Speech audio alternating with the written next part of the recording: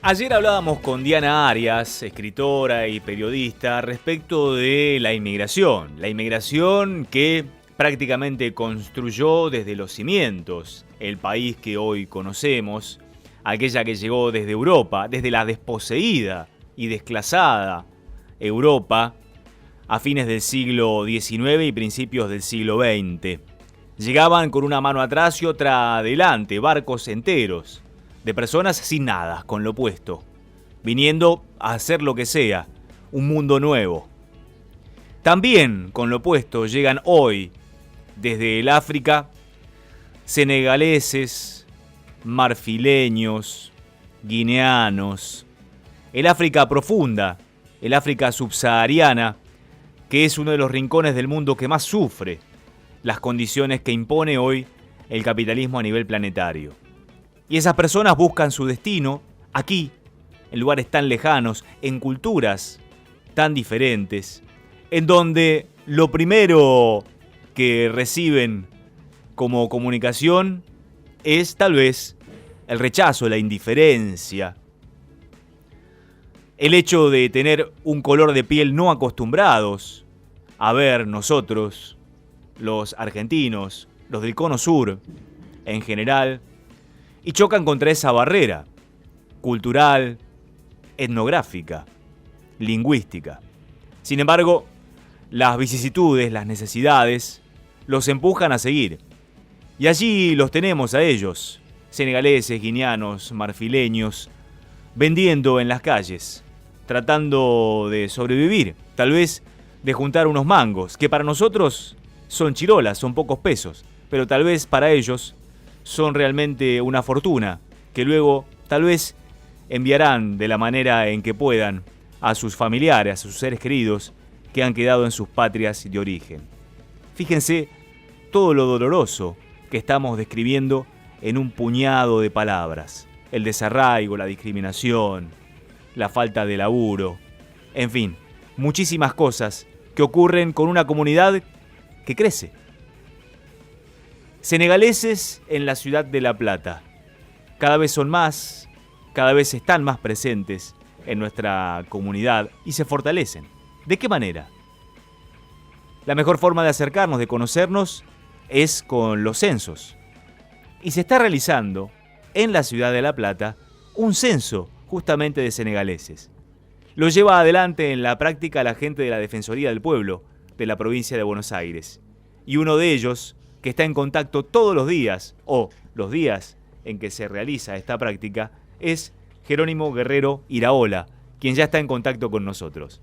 ¿Qué tal, Jerónimo? ¿Cómo te va? Gabriel Prosperi te saluda. Hola, Gabriel, ¿cómo estás?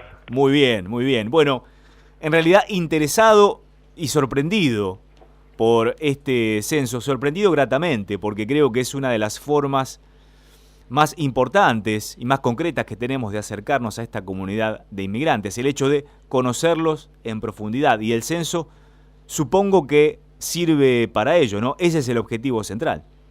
Así es. Primero, decir que no solo la Defensoría ha participado de la realización del censo, sino también el Ministerio de Justicia y Derechos Humanos de la Provincia de Buenos Aires, la Subsecretaría de Derechos Humanos de la Provincia de Buenos Aires, la Universidad Nacional de La Plata, la Dirección Nacional de Migraciones, y también esto se da en el marco de una mesa de gestión que se inauguró en el ámbito de la Defensoría del Pueblo hace ya algunos meses, en el que también participa la Municipalidad de La Plata. Esto es central para entender que por primera vez a nivel local, por lo menos, se está pensando en clave multiagencial, es decir, desde diversas agencias del Estado, el abordaje de la cuestión de la población senegalesa, y en ese sentido lo que nos solicitó a quienes formamos parte del equipo de la Defensoría del Pueblo, Guido Lorenzino, el defensor,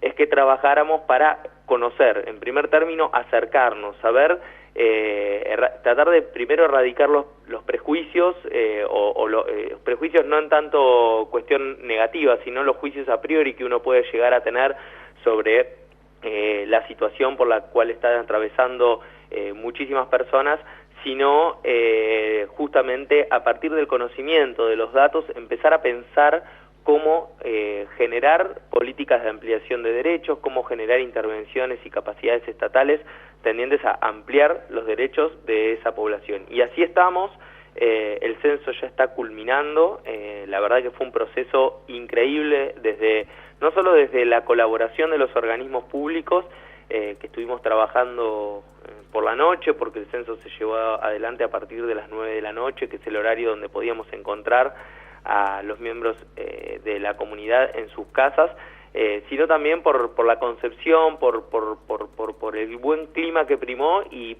sobre todo por el encuentro con una cultura que verdaderamente en lo personal desconocía. ¿Cuántos senegaleses más o menos son en La Plata, si ya hay un número aproximado? Sí, estamos terminando justamente de realizar algunas encuestas por vía telefónica. Hasta ahora tenemos 191 casos relevados. Sabemos que van a superar los 200, van a ser un poquito más de 200. Estas últimas las estamos haciendo por vía telefónica porque en nuestro país no hay representación consular de Senegal. La representación consular más cercana se encuentra en Brasil, con lo cual muchos viajaron a Brasil antes de la pandemia para resolver alguna cuestión de carácter migratorio y se encontraron con las restricciones, la posibilidad de viajar, y es por ello que quedaron allí. Entonces, como sabemos que su vocación o su voluntad es la de continuar viviendo en la ciudad de La Plata, porque así nos lo han manifestado las personas que viven con ellos, estamos terminando de realizar el punteo por vía telefónica. Pero 191 casos pudimos relevar en forma presencial, pudimos encuestarlos.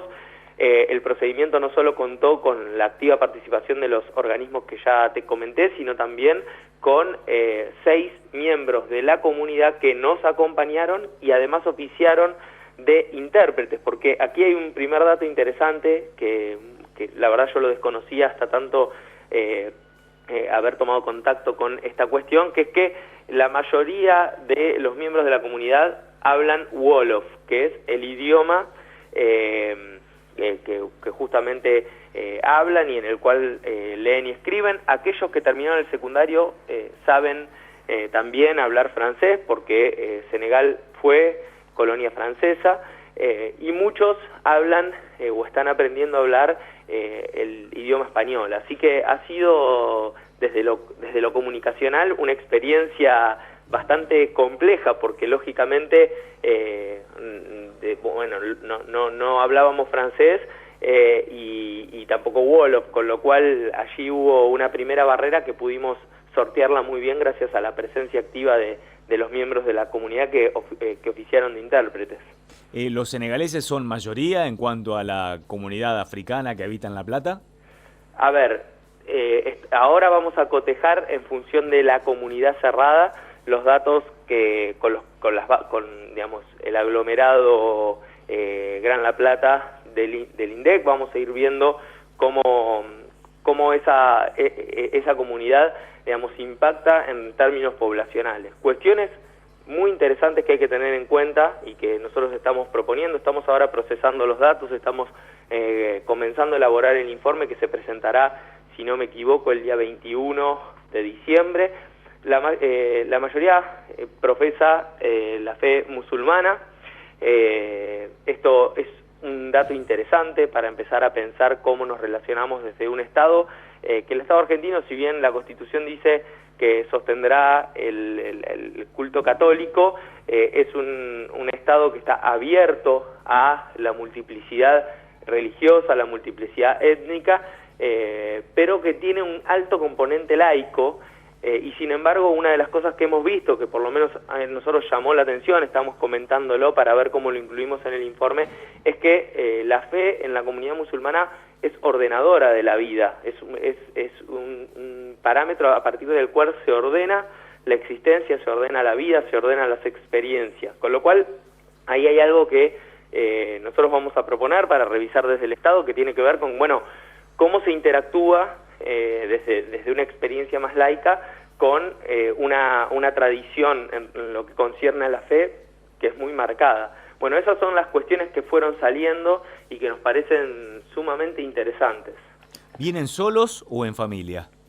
vienen solos, hay muy pocas mujeres, son muy poquitas, me arriesgaría a decir, sin el procesamiento final de los datos, pero que el 98% son varones. Giran remesas, la mayoría está casado, giran remesas a su familia en Senegal. Tienen un altísimo nivel de instrucción, esto es increíble, la verdad es que, digamos, es increíble en el encuentro cómo rápidamente aprenden lectoescritura en español, hacen el esfuerzo, intentan, digamos, comunicarse con las dificultades y barreras idiomáticas que había. Eso es otro de los elementos que también nos llamó la atención, el alto nivel educativo de la población. Esto es una cuestión también a puntualizar, y muchos de ellos manifestaron tener oficios. Bueno, había albañilería, choferes, personas que se habían formado en la costura, en la producción de indumentaria, y bueno, y la verdad es que ahí también vemos que habría que pensar desde el Estado cómo podemos generar un nivel de inclusión o de capacidades estatales que propendan a generar instancias de trabajo relacionadas con lo que ellos saben hacer, que manifestaron que saben hacer, y bueno, y poder contener desde ese lugar a la situación.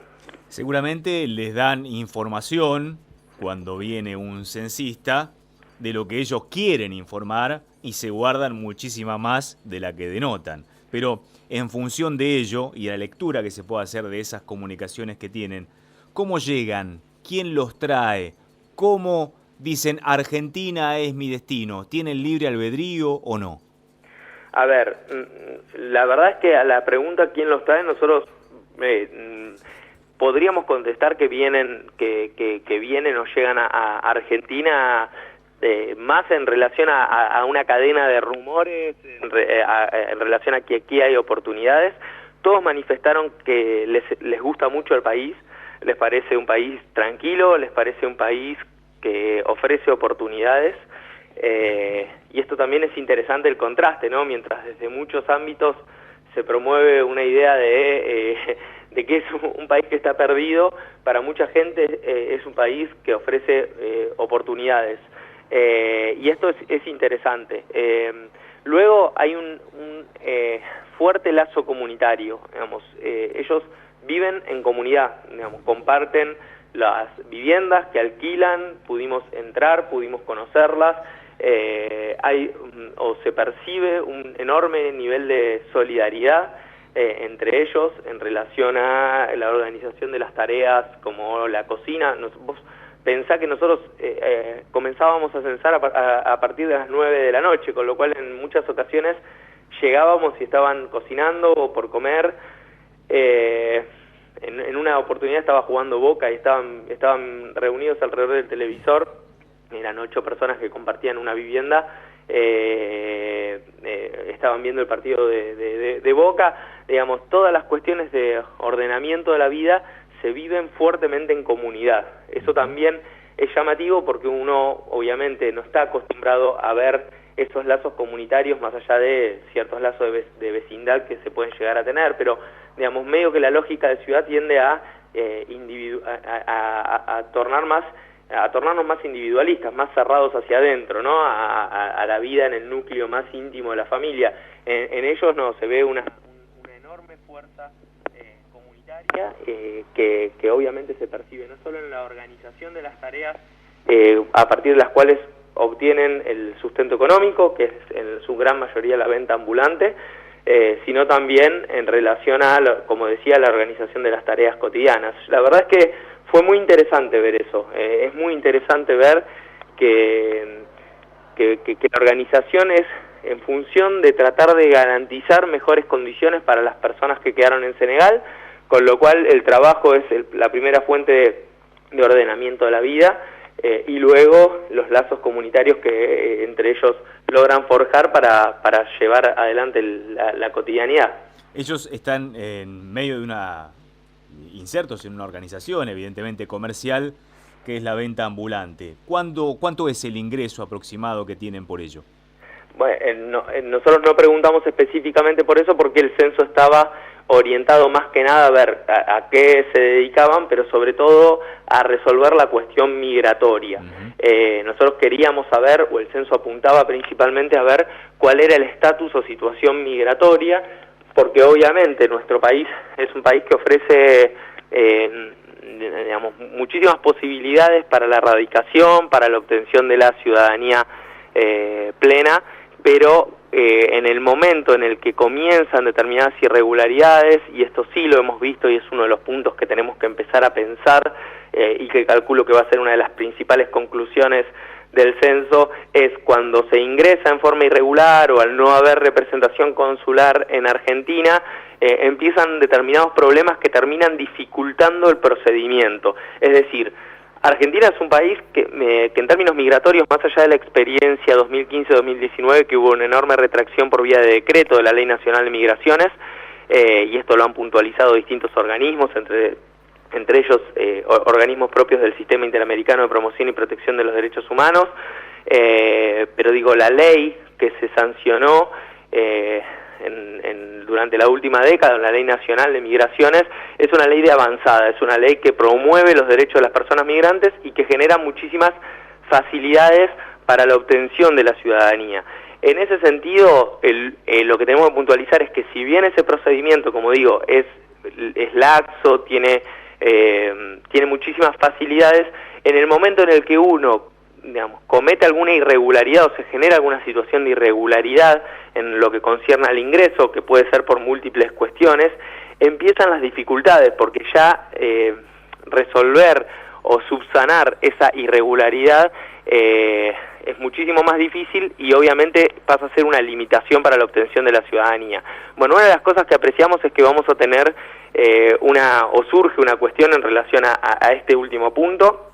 Si bien hay quienes tienen por parte de la comunidad la ciudadanía plena, tienen DNI argentino, los datos finales los vamos a tener ya la semana que viene, pero hay un porcentaje interesante. Hay otro porcentaje que tiene la ciudadanía precaria, es decir, en realidad no es la ciudadanía precaria, es la residencia precaria, que es el estado, digamos, es un estado en el cual Argentina reconoce la posibilidad de estar en el país, de realizar alguna actividad en el país, pero tiene fecha de vencimiento. Muchas de ellas se vencen el próximo enero, es decir, el mes que viene, y después hemos visto personas que están en situación irregular, con lo cual ahí vamos a tener que realizar algunas propuestas y trabajar, ser muy creativos para poder ver cómo ayudamos a que eso no implique una situación luego que acreciente la vulneración de derechos, porque una persona que esté irregular en el país es una persona que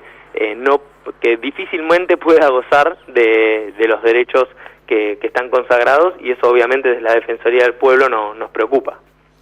Interesantísimo tu informe, Jerónimo Guerrero Iraola, de la Defensoría del Pueblo, respecto de la comunidad senegalesa en La Plata. Seguramente cuando esté completo el estudio vamos a volver a hablar, porque son personas que ya forman parte de la sociedad platense, que tienen un rol determinado, están imbricados también en nuestra forma de ser y nosotros vamos aprendiendo de la forma de ser de ellos. Seguramente en un futuro, cuando estén mejor anquilosados aquí, tengan la chance de venir con sus familias y en definitiva seguiremos siendo esto, lo que somos desde el principio de los tiempos como argentinos, un crisol de razas, pero para fortalecer esa identidad multifacética tenemos que conocernos entre todos, y este es un punto muy importante a partir del que están trabajando con este censo. Realmente, Jerónimo, te agradezco muchísimo este contacto porque creo que somos un poquitito mejores